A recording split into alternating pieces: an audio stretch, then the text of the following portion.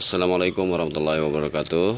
Selamat berjumpa lagi teman-teman operator dimanapun Anda berada, khususnya teman-teman format Lotim. Kita bersua lagi ya di channel format ini, channel yang selalu memberikan informasi dunia pendidikan dan seputar IT lainnya. Baik teman-teman, untuk video kali ini kita akan melihat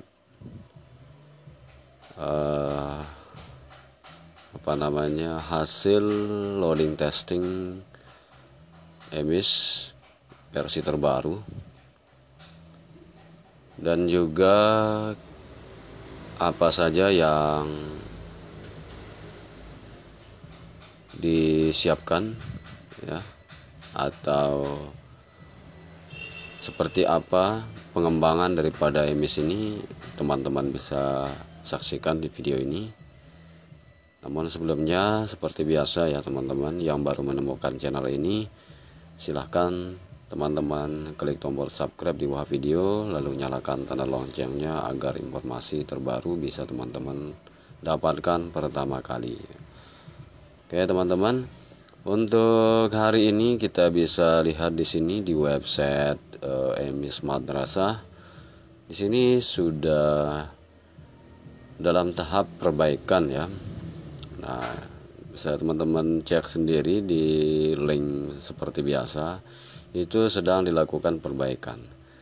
Nah, kira-kira bagaimana penampakan ke depannya, teman-teman tunggu saja ya. Hasil daripada EMIS terbaru yang akan disajikan oleh pusat kepada kita semua. Oke, kita cek saja dulu video hasil testing EMIS pusat untuk loading testingnya di EMIS terbaru dan juga persiapan pengembangan daripada EMIS ini. Oke teman-teman, mari kita simak videonya.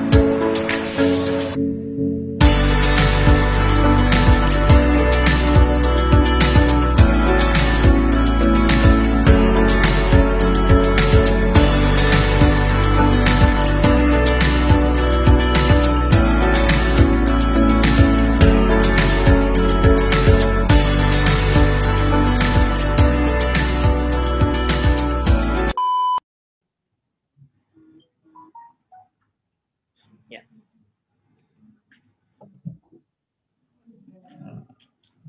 Baik. Ini adalah file deck kickoff kita yang akan kita share tentang EMIS.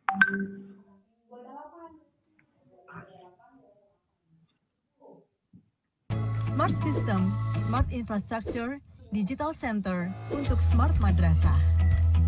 Sinergi antara sistem tata kelola yang baik, asesmen kompetensi siswa, pelatihan guru yang terstruktur, dan sistem pendataan yang baik diharapkan meningkatkan capaian hasil belajar siswa madrasah. Yang pertama agendanya ada 12 kurang lebih item. Dari kita singkat latar belakang, kemudian ruang lingkup proyeknya, kemudian apa yang di luar lingkup proyeknya, kemudian deliverable kita, baik timeline atau roadmap, kemudian metodologi yang kita akan pakai. Kemudian kita juga akan jelaskan sedikit tentang requirement dan arsitektur solusinya, kemudian change manajemennya, kemudian struktur organisasi, project komunikasinya, dan change request control. Kemudian yang terakhir adalah key success factor yang akan kita jelaskan juga. Baik, Adapun latar belakang, intinya adalah di Project EMIS ini bertujuan untuk inisiasi melakukan improvement untuk meningkatkan akuntabilitas data sebagai acuan utama bagi seluruh stakeholder. Dan tujuannya di atas, yaitu yang jelas meningkatkan kualitas manajemen dan layanan pendidikan madrasah di lingkungan Kementerian Agama. Dan ini sekaligus menjadi solusi memudahkan penginputan data sekolah, pondok pesantren, perguruan tinggi Islam di bawah Direktorat Jenderal Pendidikan Islam. Adapun ruang lingkup proyeknya, ada 9 item. Jadi mulai dari kita akan menggunakan pendekatan Scrum Framework, kemudian buatan product backlog, mungkin kita sebutnya sama seperti requirement, kemudian penyusunan dokumentasi teknis, kemudian development itu sendiri untuk EMIS, kemudian membuat dokumentasi untuk user manual, kemudian ada integrasi dan testingnya nanti, dan ada training, workshop, dan supportnya. Di sini termasuk juga nanti ada awareness yang akan kita share juga, kemudian reporting, pelaporannya. Adapun di luar ruang lingkup proyeknya adalah yang pertama, yaitu penambahan sistem di luar ruang lingkup pekerjaan yang tertuang dalam perjanjian. Kemudian yang kedua, melakukan pelatihan terhadap seluruh end user. Kemudian yang ketiga adalah penyediaan perangkat support di luar perjanjian. Nah, deliverable-nya, kurang lebih ada 4 item utama, yaitu modul EMIS yang sesuai dengan ruang lingkup pekerjaan, kemudian buku panduan penggunaan EMIS nantinya, kemudian ada pun dokumen teknis, diantaranya mungkin ada dokumen pengguna, user manual, kemudian dokumen laporan asesmen, terkait teknisnya, kemudian ada dokumen hasil testing, kemudian yang keempat ada dokumen pendukung. Karena kita menggunakan Scrum Framework, nanti ada laporan dari sprint review, retrospektif, jadi hasil dari inspeksi terhadap produk yang akan kita hasilkan setiap sprintnya. Kemudian ada laporan setiap 2 minggu, ya, bi-weekly, namun kita akan juga sediakan dashboard di Scrum board kita yang lifetime report, semua bisa melihat status kondisi yang terbaru. Kemudian laporan hasil pekerjaan pengadaan softwarenya, perangkat lunak untuk implementasi sistem EMIS sendiri. Kemudian yang terakhir adalah product backlog update ya, untuk requirement-nya. Baik, adapun product vision-nya, ini visi yang mungkin sudah kita mapping, biar lebih mudah untuk ditangkap. Yang pertama adalah visinya, yaitu tadi sudah dijelaskan, melakukan improvement terhadap Education Management Information System, kita sebut EMIS, tujuan untuk meningkatkan akuntabilitas data sebagai acuan utama bagi seluruh stakeholders. Dan kita sudah mapping beberapa target group, yang mulai dari tenaga pendidik, guru, pengurus, ya, dari tingkat Kemenak, dari pesantren, bahkan ada wali kelas, kemudian bendahara, dan beberapa instansi yang akan terkait dengan integrasi dengan EMIS nanti.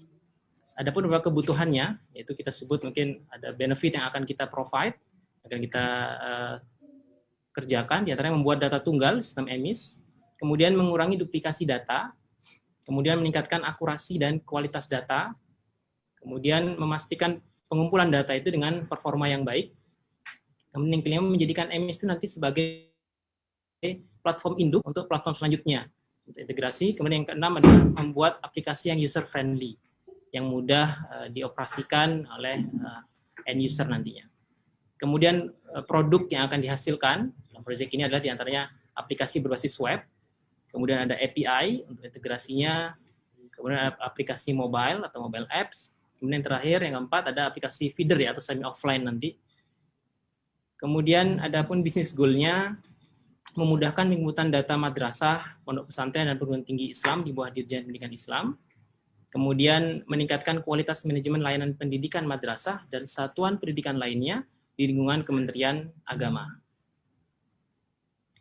Nah, berikut juga produk roadmap-nya, kita bagi menjadi 3 rilis sesuai dengan kesepakatan bersama teman-teman di Kemenak. Pertama yaitu di week pertama di Februari 2021, kita plan akan rilis madrasah, adapun fiturnya yang ada infrastruktur, jadi account service, jadi semua terkait dengan madrasah, termasuk ada integrasi dengan beberapa di Dukcapil dan Kemendikbud. Kemudian yang rilis kedua, itu di week keempat, Februari 2021, itu terkait dengan pesantren, untuk namanya. Adapun berikut high level feature-nya. Kemudian yang ketiga di week 1 April 2021, yaitu terkait dengan PTKI. Berikut timeline. Kita akan provide dengan pendekatan Scrum. Jadi kemarin kita sudah melakukan team preparation, kemudian ada backlog initiation, kemudian nanti hari ini juga akan dilanjutkan dengan Scrum workshop untuk training.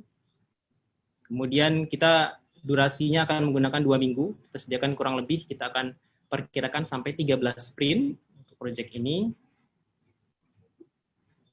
Nah, metodologinya kita akan mendekatkan penggunaan dari Agile Practice, yaitu dengan Scrum Framework. Ya, intinya dengan Scrum ini pendekatannya adalah dengan model iterasi. Jadi kita kurang lebih setiap 2 minggu akan sharing, ya, inspect dan adaptasi terhadap apa yang sudah kita hasilkan dari satu sprint itu. Ya, item utamanya diantaranya adalah kita akan melakukan diskusi singkat setiap hari, dan ini termasuk untuk manajemen risiko, dan ini akan dilakukan intens oleh tim development team.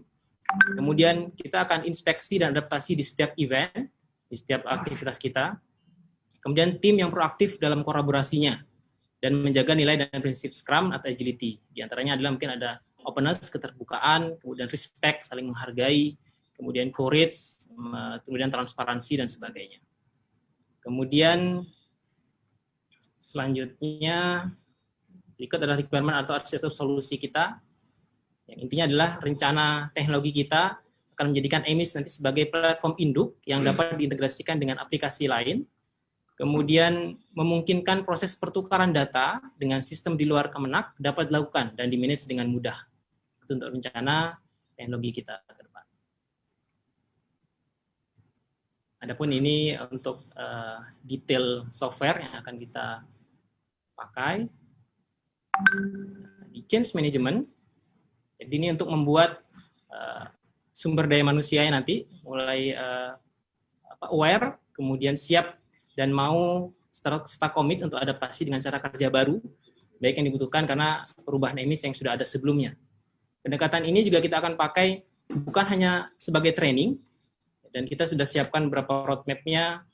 Di antaranya juga kita akan menggunakan digital campaign, ya, untuk awareness kepada seluruh end user, dan bahkan kita mungkin berupaya untuk mungkin ada peluang untuk kita rebranding, ya, biar lebih fresh lagi, biar orang dengan yang sistem yang baru ini juga punya experience yang beda.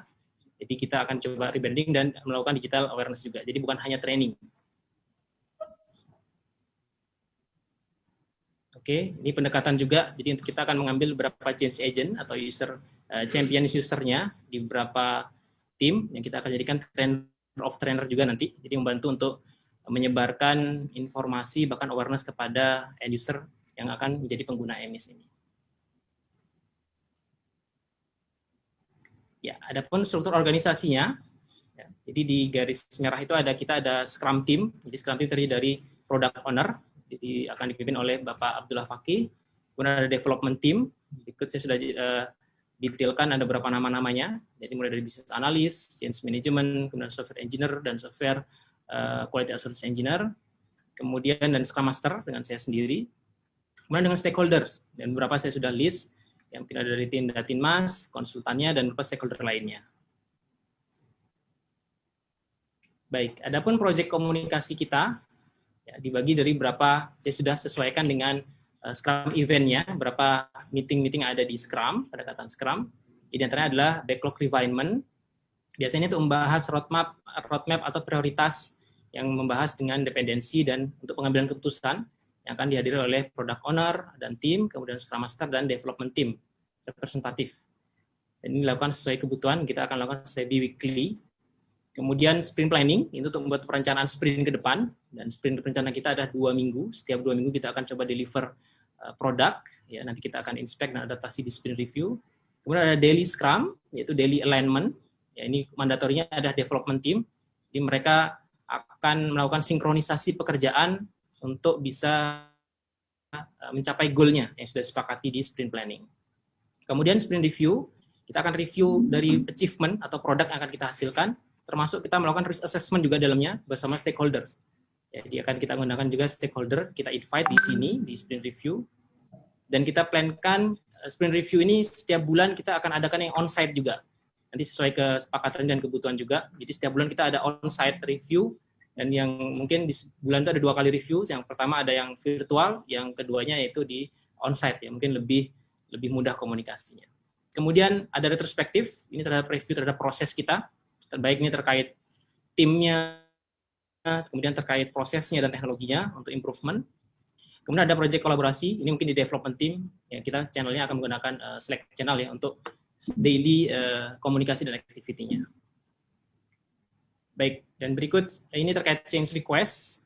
Jadi semua berdasarkan beberapa itemnya itu berdasarkan dokumen SRS, ya, Software Requirement Specification, dan product backlog yang nanti disepakati bersama tim product owner. Jadi itu yang menjadi acuan kita terhadap change control management terkait dengan change request-nya. Dan segala perubahan change request akan melalui persetujuan dari product owner. Baik, berikut flow-nya. Flow dari prosedur change request kita sampai dieksekusi. Dan ada pun key success factor ya, yang kita harapkan diantaranya adalah komitmen dari tim project, yaitu Scrum Team, ya, serta proaktif terhadap isu yang terjadi dan penyelesaiannya. Jadi kita semua akan proaktif menyampaikan ada concern apapun, jadi biar tidak tertunda, biar cepat-cepat diambil keputusan. Kemudian yang kedua adalah dukungan dan komitmen dari top management, serta keputusan yang cepat dari top management. Kemudian keterlibatan dan kolaborasi yang baik dari Scrum Team, yang tadi dari Product Owner, kemudian Development Team sendiri, dan Scrum Master. Kemudian yang terakhir adalah dukungan untuk proses transisi nanti dan change management dari semua pihak. Baik, mungkin itu slide tentang kick-off kita yang akan disampaikan. Terima kasih banyak. Assalamualaikum warahmatullahi wabarakatuh.